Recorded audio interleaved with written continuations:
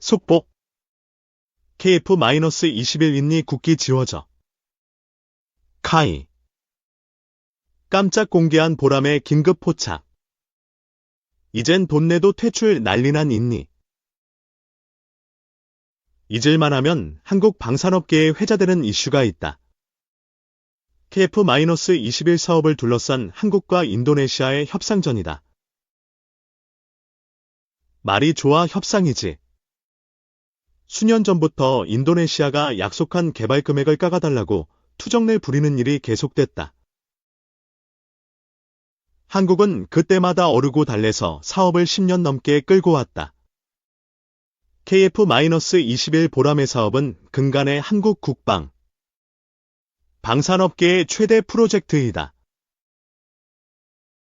한국 입장에서는 1960년대 도입 때 이미 퇴역해야 했지만 여전히 한반도 상공을 지키고 있는 F-4, KF-5 등 노후 전투기를 대체하기 위해 시작한 사업이다.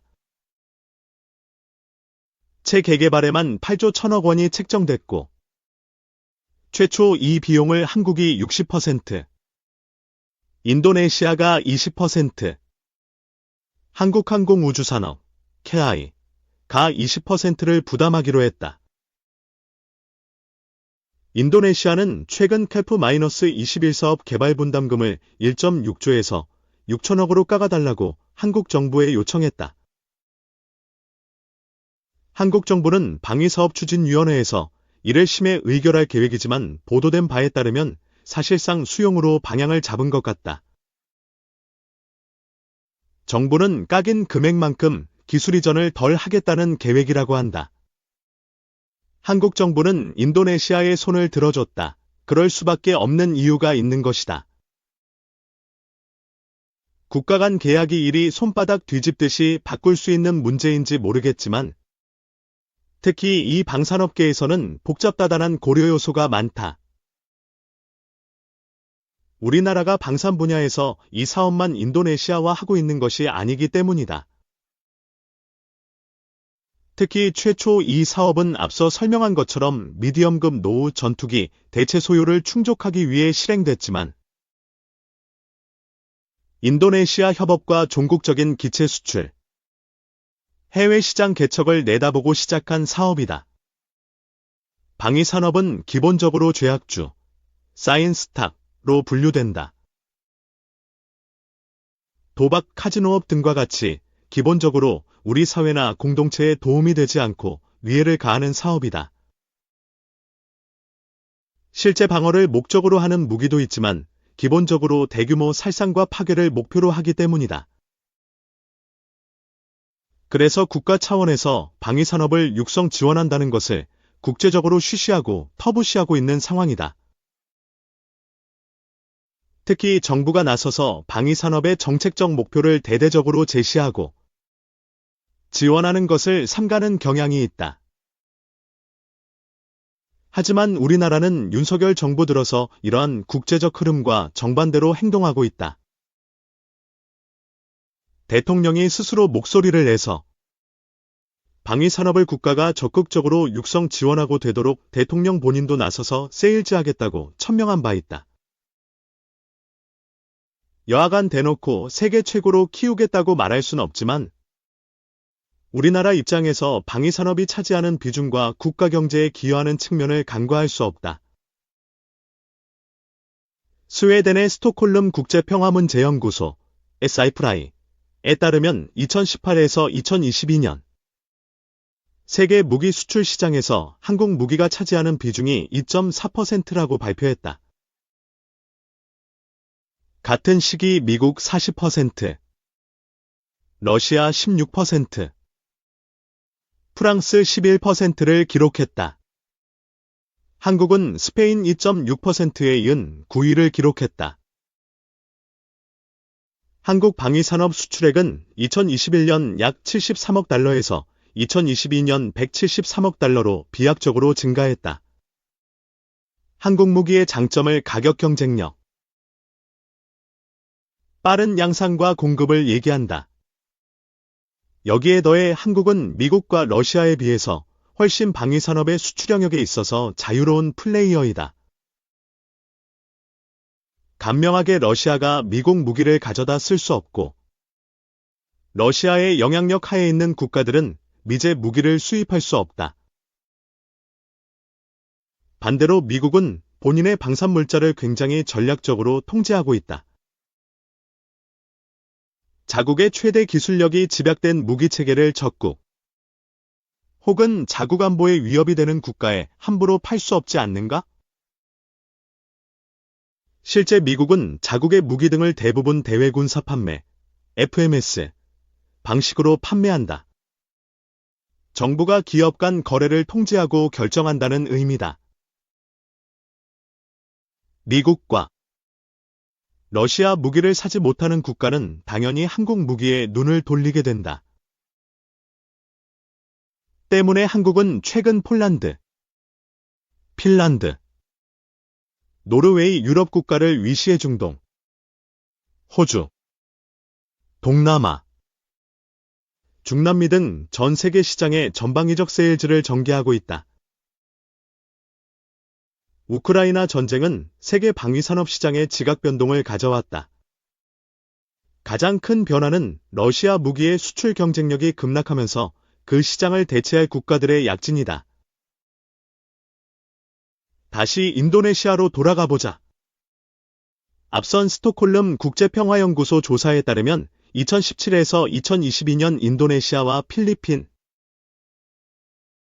태국은 한국에서 가장 많은 무기를 수입했다. 특히 태국과 필리핀은 남중국해에서 대중국 갈등이 고조되면서 군사력을 적극적으로 증강하고 있다. 실제 인도네시아 방산시장에서 한국은 2011에서 2020년 누적 기준 16.1% 점유율을 기록했다. 1위는 17%의 미국이다. 인도네시아는 앞서 언급한 KF-21 사업뿐만 아니라 한국으로부터 잠수함, 호위함, 군수지원함, 기동헬기, 각종 유도무기 등을 적극적으로 사들이고 있다. 더불어 최근 인도네시아 정치권에도 큰 변화가 있었다. 친한파였던 조코 위도도 대통령에 이어서 이전 국방부 장관인 프라보오 수비안토가 대통령에 당선됐다. 프라보어는 KF-21 분담금과 관련해 지속적으로 회방을 놨던 인물이다. 더불어 선대 때부터 유럽에 유학하는 등 친유적 성향으로 분석된다. 실제 인도네시아는 최근 프랑스 라팔 전투기 42대를 10.7조에 구입하기로 결정했다. 이번 KF-21 사업, 그리고 인도네시아와 협력과 갈등은 한국 방위산업의 현 주소를 노정한 것이라고 생각한다. 우리나라 영공을 수호할 대체 기종을 우리 기술력으로 개발하면서 인도네시아와 손잡고 향후 해외 시장까지 내다본 원대한 포부였지만 결과적으로 반쪽의 성공에 머무를 공산이 크다. 그래도 KF-21 프로젝트는 한국 방위산업에 큰 획을 그은 프로젝트이고 여기서 한국 방산은 또 시작해야 한다. KF-21과 관련해 인도네시아가 삐걱이자 폴란드, UAE와 새 판을 짜서 시작해야 한다는 목소리가 있다고 한다. 현재로서는 불가능에 가깝다. KF-21의 양산이 더 늦어지면 노후 기종이 퇴역한 한국 영공에 큰 공백이 발생하기 때문이다. 분명한 것은 KF-21이 한국 방위산업, 전투기 개발 사업의 가능성을 보여준 사업이라는 점이다.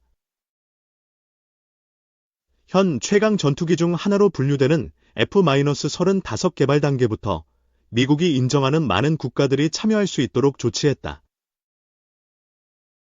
영국, 네덜란드, 이탈리아, 호주, 캐나다, 덴마크, 노르웨이, 터키 등 이들 국가를 투자 규모에 따라 참여 레벨을 설정하고 참여 수준을 차등했다. 이러한 국가들에게 F-35에 관련한 부품 조달, 창정비 등 전주기적 유지보수에 참여할 수 있는 공간을 제공했다. 한국은 FX 사업을 통해서 F-35A 60기를 도입했지만 창정비는 당초 일본에 세워지는 F-35A 동아시아 창정비 허브에서만 가능했다. 물론 최근 로키드 마틴과의 협상을 통해 창정비 시설을 청주에 입에 확보한 일은 다행이다. 물론 미국의 국력과 기술력 등이 있기에 가능한 프로젝트이지만 한국 방위산업 또한 KF-21 사업을 반면교사 삼하국제 공동개발 방식에 도전할 필요성이 커지고 있다. 최근 하나디펜스는 에즈-21 레드백 보병 전투차를 129대 납품하기로 계약했다. 이 전투 차량은 호주 질롱에서 현지 생산돼 호주군에 인도된다. 폴란드 또한 흑표 전차와 K-9 자주포 도입을 결정하면서 폴란드 현지 생산을 조건으로 내걸었다. 한국 또한 향후 새로운 무기체계 개발에 있어 안보상 위협이 없는 범위 내에서 다양한 국가들과 공동개발 방식을 적극 추진하고 전주기적 관점에서 파생되는 경제적 가치를 함께 공유할 수 있는 시스템을 구축할 필요가 있다. 방위산업은 그러한 견고한 반석 위에서만 안정적으로 유지되고 성장할 수 있기 때문이다. 대표적인 죄악주인 방위산업과 관련해 러시아-우크라이나 전쟁을 기화로 논쟁이 뜨겁다. 방위산업은 ESG와 관련 투자 기피 대상으로 평가됐지만 평화와 민주주의를 지키기 위해서 방산업체들의 역할이 필요하다는 인식이 태동하고 있다. 파이낸셜 타임스, FT와 같은 서방 유수의 언론 무기를 공급하는 행위를 ESG 측면에서 재평가해야 한다고 주장하고 있다. 무기업체 또한 이러한 논리를 근거로 방위산업의 ESG 투자 편입을 압박하고 있다. 하지만 아직까지 네덜란드, 스웨덴, 뉴질랜드 등 해외 주요 연기금은 국내 한화, 풍산, 라이, ST 등에 대한 투자를 배제하고 있다. 이유는 대규모 인명살상 등 비인도적 무기로 지목된 집속탄, 대인지뢰를 생산하고 있기 때문이다. 해외 대형 연기금에게 투자받기 위해서는 해당 사업을 정리하는 게 맞지만 기업의 근원적 체질을 바꾸는 것으로 그리 간단치 않은 문제이다. 하나는 지난 2021년 1월 집속탄 사업을 물적 분할해 특수법인인 코리아 디펜스 인더스트리, KDI를 설립하고 관련 주식을 매각했다. 이러한 조치로 스웨덴, 노르웨이 연기금 등은 하나를 블랙리스트에서 해제했다. 라이기 넥스원은 수소연료전지 드론 등 친환경 제품 생산, 풍산의 경우 탄약 확산 범위 축소, 안전 소재 사용, 분쟁 지역 광물 수입을 중지했다. 분명한 것은 방위산업 분야에서도 ESG에 대한 관심이 커지고 있다는 지점이다. 환경 측면뿐만 아니라 협력업체와의 상생, 공정거래 준수 등 기업윤리 등 사회와 지배구조 측면에서도 방위산업의 ESG 편입은 더욱 가속화될 것으로 보인다. 국가 차원에서도 방위산업에 특화된 ESG 지표를 만들고 방산업체의 노력들이 정당하게 평가받을 수 있는 구조를 마련할 필요가 있다.